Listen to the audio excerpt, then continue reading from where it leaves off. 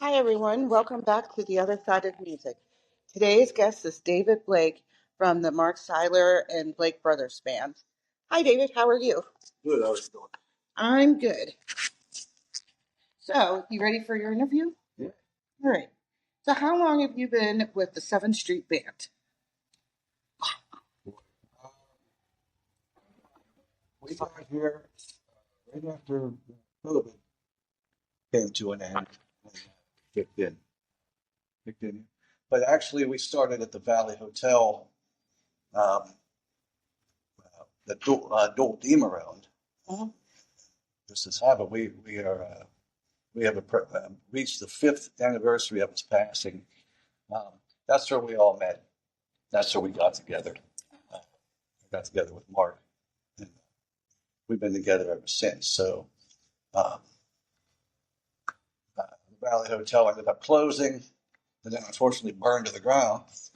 And in the meantime, we were at the place called the Hobnob for a little while, and then we ended up here. So we kept the unit together. And where is here? Because remember, they can't see you. The Ford's Irving Wine Bar. Okay. Homestead.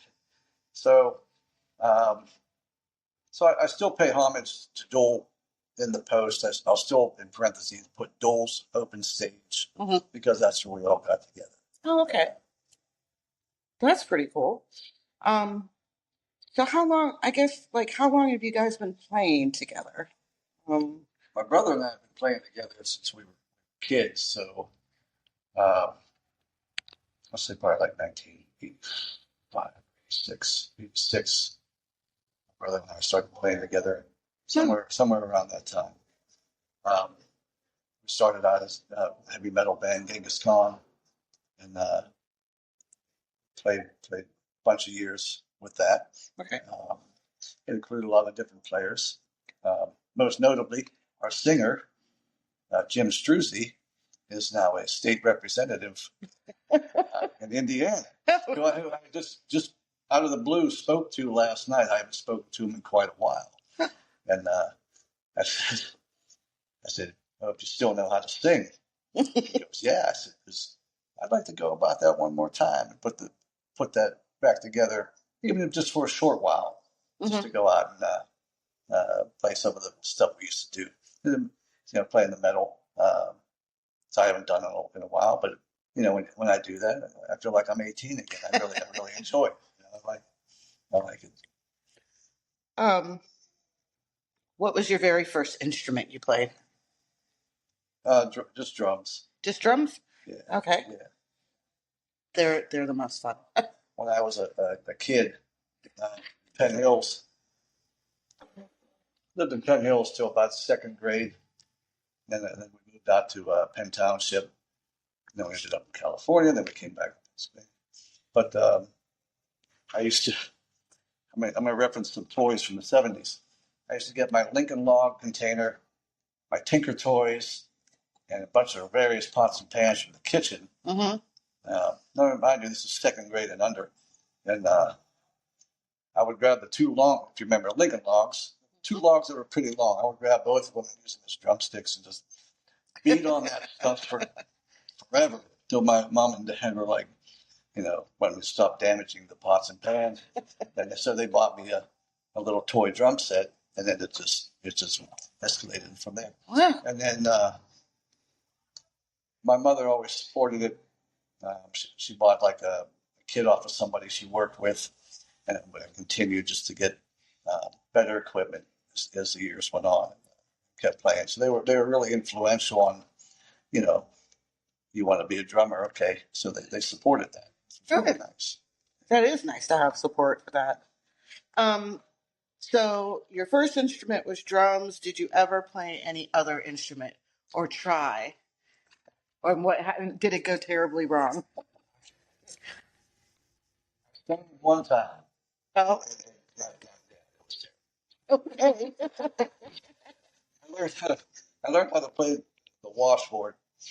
Um, I was at a benefit at the North Versailles Public Library. Uh, I don't know, it was like 8 years ago, Mm-hmm. a while ago. I walked in with Randy Morrison from East McKeesport Guitar. We walked in together, and our good friend Kathy Muller, who I call it the queen of the slide guitar. She's very, very good. She was going up to play. She was going to have a guy come up and play the washboard. And as I come in, he ran up and handed it to me. He's like, here, go play this with Kathy. I said, I never played the washboard before. He goes, hey, you'll do it. You just got to keep time. So I never played one before. So I went up just to play it. They're like, no, you need thimbles or you need spoons. They found spoons in the blazer. I don't know how. They found a pair of spoons. So the first time I played with Kathy, I used spoons. And then after that, Chuck Alston said, no, you got to put thimbles on your fingers. And so we started doing that. So Chuck and I started doing it at the open stages. I played washboard for his set and this and that. And he had a set number of songs that he thought required washboard. So drumming and washboard. Okay. And sometimes some percussion. When I played with Crawdad Joe, Artie, the percussionist, and I, we switch off percussion and drums. So all through our gigs and sets, we're always switching up. I'll play percussion for a few songs. Okay. Go get on the kit. And I get to play the congas and stuff. That's a lot of fun. Oh, all right. I would have never guessed washboard as an instrument, but yeah, why not, right? So that brings me to, you do play in other bands. Yeah. Okay. And do you guys have any, other than the open stage that you have every first and third Wednesday of the month, do you have any other events? Yeah, the open stage, this is, I'll call this Mark Cyler's gig here at the Forge because he booked this gig. The other stuff goes under the name Duquesne Slag, which has been our open stage band name since it was originally formed. Way back when it was probably like 2015. The original lineup was my brother and I, Gil Snyder on keyboards, Brian DeHaas on guitar, Chris Owalk on bass. And we played at the Steel City Steakhouse, which is now Caliente Pizza. Oh, okay. Yeah, that place. We had great times. That place was, the decor of the place was really neat. A lot of great pictures. And that's probably where I started taking pictures to promote the musicians and stuff. I thought they need to be seen, or their friends need to see what they're doing. That was the initial idea. And it actually, I think it helped out because some people would come in and say, hey, I'm here because I saw the pictures and it looked like it was a lot of fun here. So that's kind of how that started. So Gil Snyder named the band. He named it Duquesne Slag. And even though we've exchanged a lot of members throughout the years and had a lot of different lineups, I always tried to have a different lineup at each venue. So at one point, we were running 3 or 4 a week in different venues, but they all had a different lineup because you didn't want it to, you couldn't have it be the same thing over and over again. It needed to be different. So that was good for us. That was all before COVID. So we were out 3 or 4 times a week. And then after COVID, COVID hit, everything just stopped. Yeah. You know, that's kind of where I joined up with Crawdad Joe because some of the venues out in Westmoreland County, way out in the sticks, they were still having stuff. So Joe and I would go out and play acoustic, and I would play the cajon or the djembe, and I would learn his material. So when all that started to cease and the gigs started opening up again, I had to transpose that from learning it on percussion to take it to the kit, and then we proceeded from there. Now I'm not their, I'd say their real drummer, I guess. Scott's their real drummer, and but he whatever his profession, whatever he's doing, doesn't allow him to be available all the time. So it seems like I play more than he does, but I always say, you're you know, this is your game. Yeah. So if you had to pick one genre of music, like your favorite genre to play, what would it? That's really tough. Okay, you can pick two. Well, I like a lot. Um,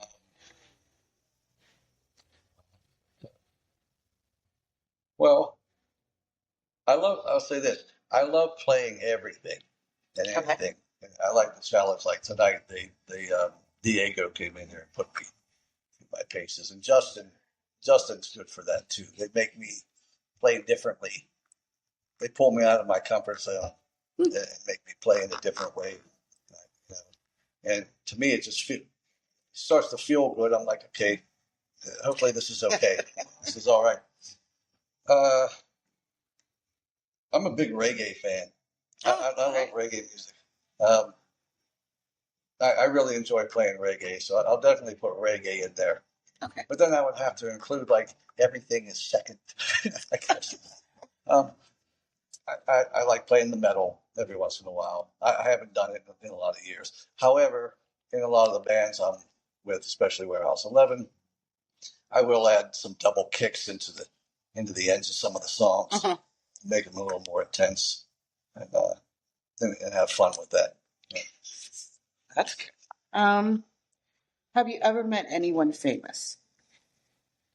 Hmm. Okay, this is interesting because I just read on Facebook he passed away either today. It was I hope it's sad. It's Mike Lang. I think the one I read on Facebook he passed away today. Oh. He was the announcer for the Penguins for a long time, and when I played Excuses, I don't think he's still there. At that time, it was on the tail end of the South Side. I played there with the Groove Junkies, and it was the last place you would pass on the right hand side as you were heading toward like Homestead way from the Oh, okay. Yeah. Pittsburgh. But now it was in the center of everything. All the new, when we were there playing, they were just starting to clear the land for all the Cheesecake Factory and all the stuff that's down there now. Anyway, Mike Lang used to come there after he'd announced the Penguin games. He'd be done for the night. He'd shoot over to Excuses. He was a big blues fan, and he was so nice to meet. I never bothered him. I knew he was there, and I'm like, it's Mike Lang. Yeah, that's kind of cool.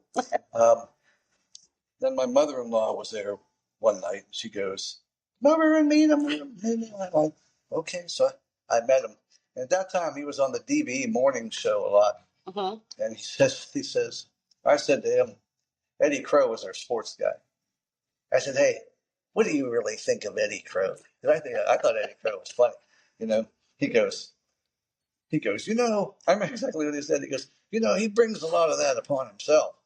He goes, no, I like Eddie, he said. He goes, I like how he said it. He goes, Eddie's the kind of guy, just like you and me, the kind of guy you just want to sit down and have a beer with. He's a good guy. But Mike Lang, I thought that was pretty cool. That is pretty cool.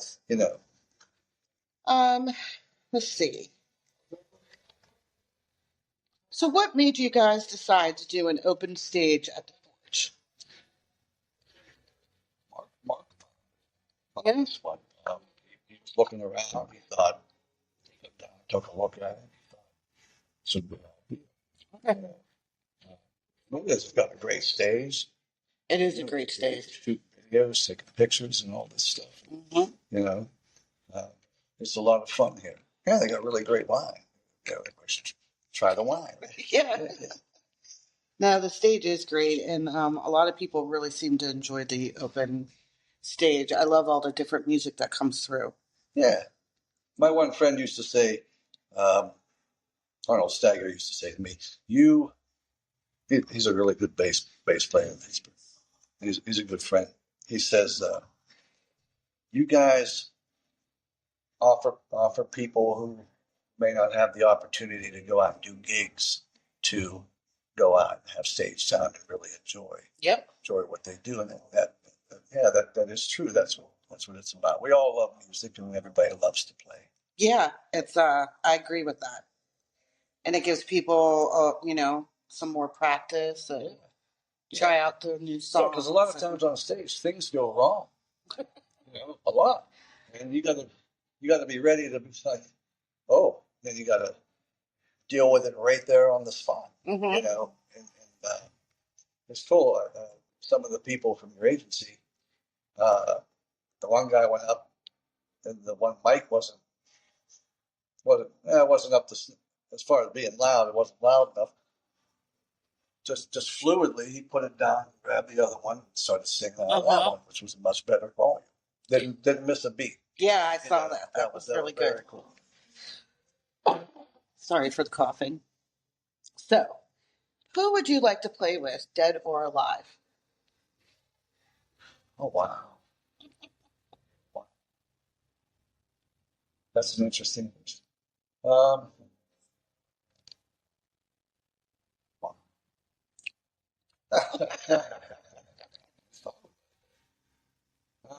Let's see.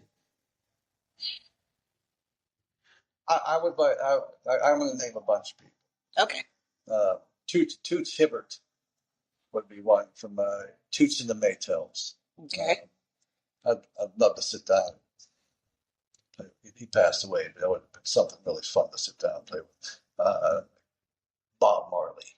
Yeah. Would be fantastic. Let's see.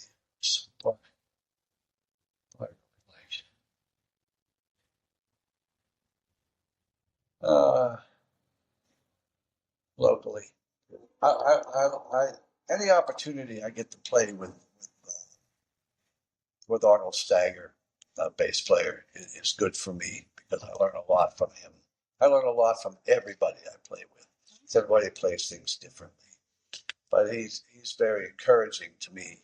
He sends me videos of things. He's like, another guy telling me, and he's right. He goes, "You got to get out of your comfort zone and try different stuff." And he sends me all kind of great videos to encourage me to do that. I appreciate that. That's lovely. Would you rather drink coffee or tea? I drink coffee about 24 hours a day. Do you? Do you like regular coffee, flavored coffee? Just black coffee.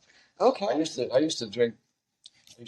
pour coffee on a pile of sugar, in my cup. But I cut that out maybe 10 years ago and just started drinking black. All right. I do like to drink a cup of tea once in a while. I'll have some tea, but mostly just coffee. Your go-to is mostly coffee. Yeah. I'm a tea person. I have tried coffee every which way. I just can't. No. I mean, you can put a ton of sugar in it. I've tried. And even those, all the gas stations and stuff. To me, it's just like a cup of candy, and that's good once in a while too. I'll do that. Once in a while. A cup of candy. That's great. What would be your ultimate place to perform? If you could pick anywhere or your dream spot to perform in, where would that be? Wow, that's I never really considered that. That's interesting. Well, cool place to say, hey, I played there.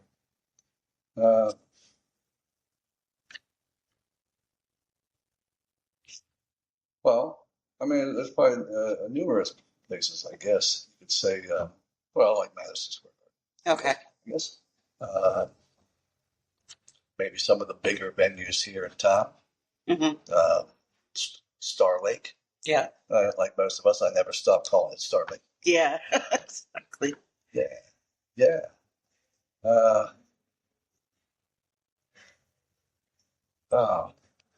Well, yeah, I guess places like that. Okay. When I was younger, there was a great place down in Pittsburgh called the Electric Banana. And, I remember that place. We used to play there on Sundays because we were under 21. It was fantastic. Fantastic place. wait. We just got to the point where they brought us in on a Saturday. And then, I don't know if the band split up around that time or what went on. But that was, oh, excuse me. Once in a while, I'll catch the whole genealogy of every band that has ever played there. I mean, they have it all. It's funny how many of those bands like hit it big later on. Like they were touring on the small circuits. They played the Electric Banana, Oh, and then they actually went on to have some success. that is pretty cool. Well, that is all. They're all the questions I have for you. Um, if you guys want to know any when the open stage is at the Forge, you can go to risingstartalentagency.com, click on events, and they have it on the first and third Wednesday of every month, and it's listed all through the months on the event calendar in case you missed it here. So thank you. Thank you. This was fun, and I'll send you the link when your interview is ready. Okay.